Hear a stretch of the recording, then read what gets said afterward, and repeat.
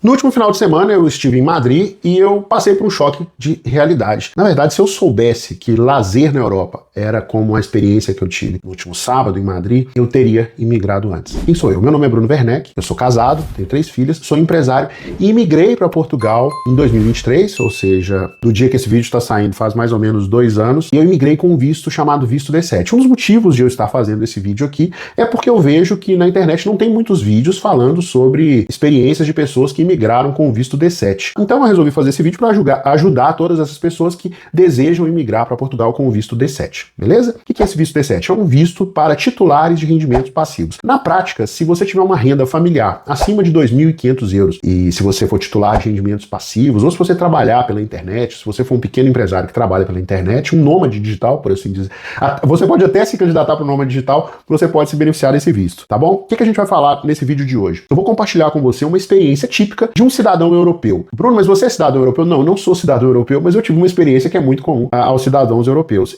E a partir dessa experiência eu quero trazer para você 3 reflexões. Então você assiste esse vídeo até o final, porque tem um monte de informação útil aqui. E se você gostar do que você assistir, você se inscreve no canal, você compartilha esse vídeo com seus amigos e ativa as notificações para receber os próximos conteúdos, tá bom? Deixa eu te dar um pouco de contexto. Por que eu imigrei para a Europa e mais especificamente para Portugal? Porque eu queria dar para minha família uma condição de vida, uma qualidade de vida melhor do que a que eu tinha no Brasil. O que isso significa? Significa que a minha esposa tem que viver melhor aqui do que ela vivia no Brasil, as minhas filhas têm que viver melhor e eu também tenho que viver melhor. E sábado, na verdade, no último sábado, eu fui num jogo de futebol quer dizer, não sei que dia que você tá vendo esse vídeo, né? Enfim, mas no sábado eu fui num jogo de futebol que aconteceu em Madrid, um jogo entre Atlético de Madrid e Real Madrid. O que esse jogo representa? Bom, Madrid é uma cidade muito grande e Atlético de Madrid e Real Madrid eu posso dizer que concentram, sei lá, 90% dos torcedores de Madrid. É um clássico de muita rivalidade. Como assim, Bruno? Bom, se você estiver em São Paulo, talvez é equivalente a um jogo entre Palmeiras e Corinthians. Se você estiver no Rio de Janeiro, é equivalente a um jogo entre Vasco e Flamengo. Em Minas Gerais seria um Atlético e Cruzeiro. No Rio Grande do Sul seria um Internacional e Grêmio. No Ceará seria um Fortaleza e Ceará. Enfim, é um clássico muito grande que movimenta a cidade. Cara, no Brasil você já viu como são esses clássicos, né? No dia do jogo é muito difícil as pessoas andarem com segurança, andarem com tranquilidade nas regiões frequentadas pelas torcidas, nos caminhos que as torcidas fazem para ir até o jogo. E é normal, por exemplo, em BH, em dia de Atlético e Cruzeiro, eu não saio com a camisa do Atlético. E os meus familiares também não saem com a camisa do Cruzeiro, porque a gente pode encontrar com uma torcida adversária e ser vítima de agressões, tá? E nesse jogo, nessa experiência de sábado, eu tive 3 reflexões. Eu quero separar essas reflexões em 3 etapas. A primeira etapa é antes do jogo, a segunda é durante o jogo e a terceira é depois do jogo. E cada uma dessas etapas me traz uma conclusão e eu quero compartilhar essa conclusão com você. Para começar, como é o acesso do centro de Madrid até o estádio do Atlético de Madrid? E tudo que eu falar aqui pro Atlético de Madrid, quase tudo vale também pro acesso ao estádio do Real Madrid, tá joia? Então vamos lá. Primeiro, que você pode chegar no estádio de carro ou de transporte público. Você pode ir até de patinete se quiser. Qual é o jeito mais tranquilo de ir, mais rápido? Tem menos transtornos, né? Você não vai enfrentar trânsito. É o transporte público. Por incrível que pareça, aqui na Europa, perto dos estádios, você tem sempre uma estação de metrô ou uma estação onde chegam vários ônibus. E o mais tranquilo é ir para o estádio de transporte público. De tal forma que as pessoas vão para o estádio com as suas famílias, vão em grupos de amigos, vão casais, vão todos no transporte público. Mais interessante, no mesmo vagão do trem que eu tava, tinha torcedores do Atlético de Madrid e do Real Madrid, todos eles convivendo amistosamente. É algo que normalmente a gente não encontra no Brasil. Então, eu cheguei no estádio. Quando eu chego no estádio do Atlético de Madrid, eu vou colocar uma foto aqui para você ver, é um estádio super bonito, super moderno, e ao redor do estádio você tem estacionamento, tem as banquinhas para vender bebida, salgadinho, e tem um gramado enorme. E nesse gramado tem um monte de gente do Atlético de Madrid ou do Real Madrid que foi ali só para curtir o ambiente e não vai entrar no estádio. Como que eu sei disso? Porque ao redor do estádio, nesse gramado, você tem casais de namorados, você tem grupos de amigos, você tem famílias, em geral, fazendo um piquenique. Eles sentam ali para fazer um piquenique, alguns bebendo uma cervejinha, outros não, mas sempre tem um sanduichinho, tapas que eles gostam muito, que são petiscos, né? No Brasil chama de petiscos. E como que eu sei que tinha gente ali que nem ia pro jogo? Porque tinha bebê e carrinho de bebê, e geralmente, cara, você não vai entrar com um bebê pro jogo, né? Muito raro as pessoas entrarem com bebê pro jogo, porque aqui na Europa, se a criança tem menos de 3 anos, ela não pode entrar no estádio. Então, se obrigatoriamente tinha um bebê de colo e de carrinho, o adulto que estava com aquele bebê não entraria no estádio. Além disso, tinha cachorrinhos brincando, né? Os cachorrinhos jogam a bola pra lá, jogam a bola pra cá, e aqueles cachorrinhos também não entrariam no estádio para assistir o jogo. Então, nesse grupo, sei lá, de 10, 15 pessoas, você tinha pelo menos umas 5 pessoas que não entrariam no estádio, estavam ali só para curtir o ambiente. Eu até passei algumas imagens para você, tô passando aqui algumas imagens do pessoal espalhado pela grama, aproveitando o ambiente, que tava um clima muito gostoso. Enfim, foi um negócio muito legal, a galera fazendo piquenique.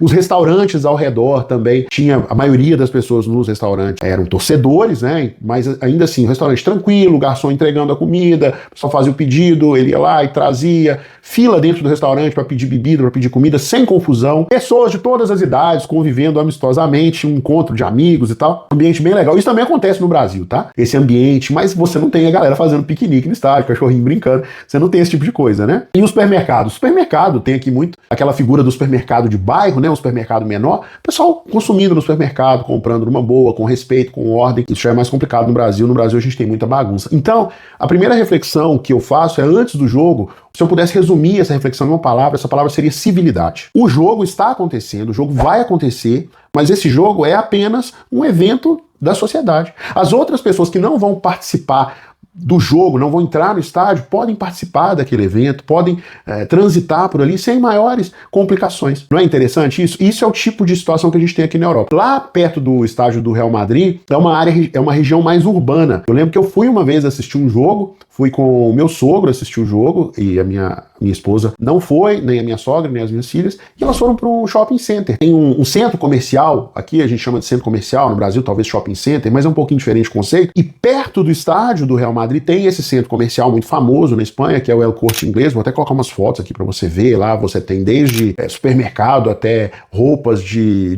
luxo, papelaria, eletroeletrônicos, tem tudo nesse mall, né, nesse grande mall. E a minha esposa, a minha sogra e as minhas filhas ficaram nesse El Corte Inglês, curtindo o lugar, enquanto eu fui assistir o jogo com o meu sogro. Então, ao redor do estádio, geralmente você tem outras opções de lazer que atendem toda a família. Aqui no estádio do Benfica tem o shopping center, no estádio do Porto também tem o shopping center. No Brasil, a gente não tem essa estrutura. O que a gente tem é o acesso ao estádio, que é muito parecido com o estádio daqui. Alguns estádios no Brasil têm muitos portões de acesso às arquibancadas, tá? Isso foi algo que eu vi no estádio do Atlético de Madrid, no estádio do Real Madrid, na Allianz Arena, lá em Munique. Enfim, tem muitas entradas para as pessoas entrarem rapidamente para o estádio, para as arquibancadas, e saírem rapidamente. Isso evita tumulto ali na entrada para as arquibancadas. Eu lembro quando eu era adolescente, até mais jovem, eu ia no Mineirão e era uma confusão, um tumulto na entrada, porque são apenas 6 portões de acesso no Mineirão, então fica muita gente ali amontoada para entrar, sabe? Aquilo dá confusão, xingamento. Na Arena MRV, eu fui recentemente, não é assim, tem muitas entradas, é tranquilo. Então alguns estádios no Brasil já estão se modernizando, principalmente depois da Copa,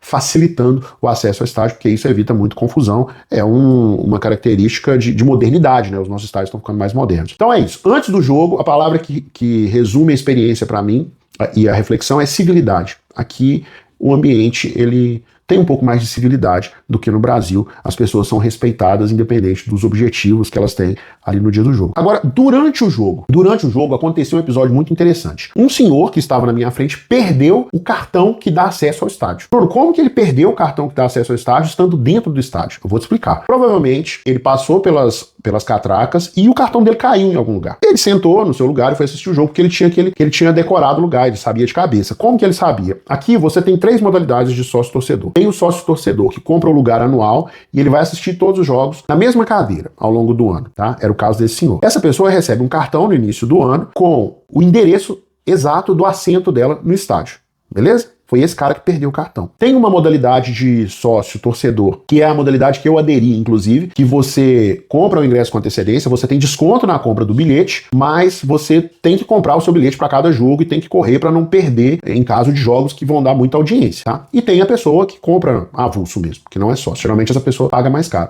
Esse senhor estava lá sentado, assistindo, esperando o jogo começar. De repente, um dos orientadores que tem ali no estádio, que ajuda a organizar as pessoas, vai até o local dele e entrega um cartão. Olha, o senhor perdeu esse cartão? E o cara olhou no bolso, realmente ele tinha perdido. Por quê? Porque ele estava sentado no lugar dele. Aqui na Europa, nos jogos de futebol, no caso do Atlético de Madrid, exceto pela região atrás do gol, de um dos gols, os lugares são marcados. E se você chegar lá, o seu lugar vai estar lá vazio para você sentar. Se tiver alguém, por acaso, no seu lugar, você chama, você fala para a pessoa, olha, esse lugar eu comprei, a pessoa vai levantar. Se a pessoa não quiser levantar, você chama o orientador e ele educadamente pede a pessoa para sair, a pessoa sai. Eu nunca vi problema em relação aos lugares marcados aqui na Europa. No Brasil, não. No Brasil não tem lugar marcado. Pelo menos em Minas Gerais não tem lugar marcado. Isso facilita muito a vida de quem quer assistir o jogo em família. O cara compra o sócio torcedor para ele e para a família inteira. Por exemplo, eu tenho 5 pessoas na minha família contando comigo. Eu tenho a tranquilidade de, se eu quiser, toda a minha família é sócia e a gente vai todo mundo junto pro estádio. Senta pertinho, tudo tranquilo, entendeu? No Brasil a gente não tem essa facilidade. As pessoas respeitam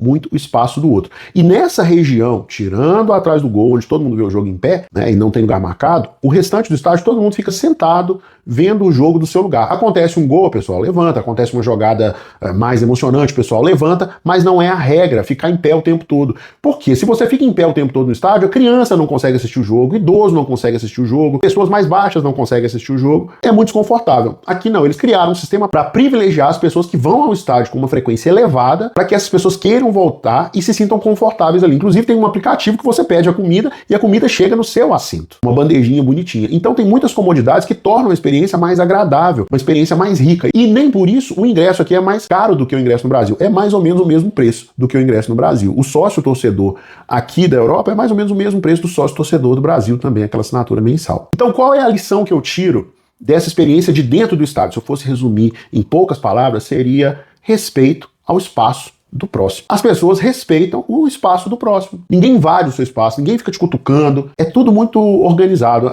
Talvez seria civilidade de novo, né? Tem gente que não gosta. Tudo bem, eu respeito, mas aí tem um lugar ali atrás do gol, na torcida organizada. Agora, todo o resto que vai para aquela experiência, curte porque é uma experiência que a pessoa tem tranquilidade de participar, o espaço dela é respeitado. E depois do jogo? Depois do jogo, vai todo mundo embora, tem muita saída, então sai todo mundo tranquilamente, não tem confusão, tem transporte público, o transporte geralmente aumenta a frequência dos trens, dos ônibus, para as pessoas chegarem ao estádio também, para as pessoas deixarem o estádio, e isso deixa a experiência muito mais agradável, muito mais leve, muito mais tranquila, e depois que acaba o jogo, não tem confusão, o pessoal brigando e quebrando tudo e brigando. Não tem isso, porque acabou o jogo, continua o resto da vida. Então é assim, depois que o jogo acaba, todo mundo segue com sua vida normalmente, vai trabalhar no dia seguinte, no caso do jogo foi sábado, então vai se preparar para um final de semana com a família no dia seguinte. A vida segue naturalmente. Eu lembro que em Madrid, depois do jogo do Real Madrid, eu fui com o meu sogro, encontrar com a minha sogra, com a minha esposa e com as minhas filhas, é o Corte Inglês, a gente fez umas compras no supermercado e voltou pro Airbnb, fez o nosso jantar e tal, foi tudo tranquilo. Lá no Mineirão é diferente, é difícil sair do jogo, você tem flanelinha antes do jogo, flanelinha depois do jogo, é uma confusão. E isso tira as pessoas do estádio, desanima a pessoa de ir no estádio, entendeu? E cara, eu acho que é legal, assim, você ter o futebol, uma coisa do...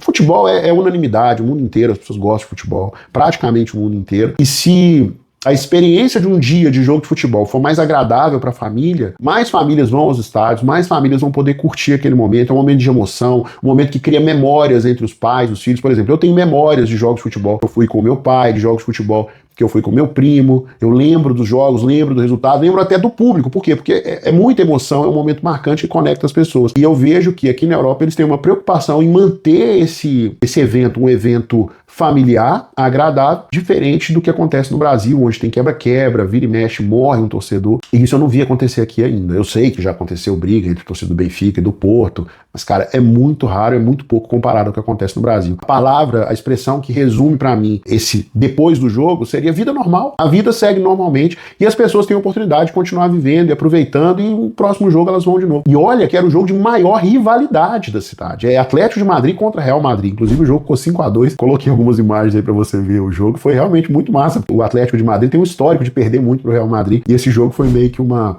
lavagem de alma pra torcida do Atlético de Madrid. Eu não sei o que você achou desse vídeo, escreve nos comentários pra eu saber. Se você gostou desse conteúdo até aqui, achou interessante, agora sim, se inscreve no canal, ative as notificações, compartilhe esse vídeo com outras pessoas, talvez com seu marido, pra ele, olha, vamos mudar pra Europa, porque lá as suas experiências de jogos de futebol vão ser melhores, você vai conseguir assistir bons jogos, né? Ou então se você quer convencer a sua esposa, olha, vamos pra lá, enquanto eu vou no jogo de futebol, você fica no shopping com cartão de crédito, vai ser um negócio legal pra família, enfim. Se esse vídeo tiver te ajudado, faz o que eu te falei, se inscreve, ativa as notificações, compartilha o vídeo. Se você tiver qualquer dúvida, pode escrever nos comentários que eu vou responder, pode enviar também no meu Instagram, tá bom? E se você quiser imigrar para Portugal, que é uma porta de entrada muito boa para a Europa, eu fiz um outro vídeo onde eu explico tudo sobre esse visto D7, que foi o visto que eu usei, um visto muito bom para quem é de classe média alta. Ele vai aparecer o card aqui em algum lugar. Aproveita para assistir esse vídeo, tá joia? Um grande abraço e até o próximo vídeo.